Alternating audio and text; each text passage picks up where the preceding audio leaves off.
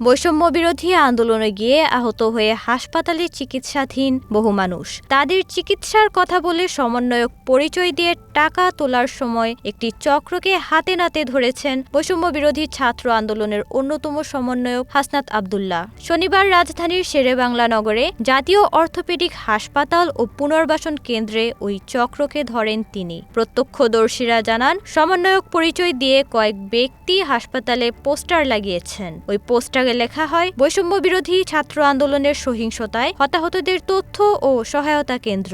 এতে কয়েকজনের নাম ও মুঠোফোন নম্বর উল্লেখ করা হয়। সমন্বয়ক দাবি করা শিক্ষার্থীদের মধ্যে রয়েছেন নর্থ সাউথ বিশ্ববিদ্যালয়ের শিক্ষার্থী ও নিটোর সমন্বয়ক সুহানা ইসলাম, ঢাকা বিশ্ববিদ্যালয়ের শিক্ষার্থী তামান্না ইসলাম, ঢাকা কমিউনিটি মেডিকেল কলেজ ও হাসপাতালের মুহসিন আহমেদ, হলি ফ্যামিলি মেডিকেল কলেজ ও হাসপাতালের জোবায়ের হোসেন সহ আরও এক শিক্ষার্থী। এ খবর পেয়ে হাসপাতালে যান হাসনাত আব্দুল্লাহ। এ সময় তিনি সাংবাদিকদের বলেন, না জানিয়ে টাকা তোলা হয়েছে। সমন্বয়ক বা সহ সমন্বয়ক নামে যারা পরিচয় দিচ্ছেন তাদের সঙ্গে ন্যূনতম কোনো আর্থিক লেনদেন না করার অনুরোধ জানিয়েছেন তিনি। স্বতঃপ্রণোদিত হয়ে কেউ আর্থিক সহায়তা দিতে চাইলে তাদের স্বাস্থ্য মন্ত্রণালয়ে যোগাযোগ করতে অনুরোধ জানান হাসনাত আব্দুল্লাহ।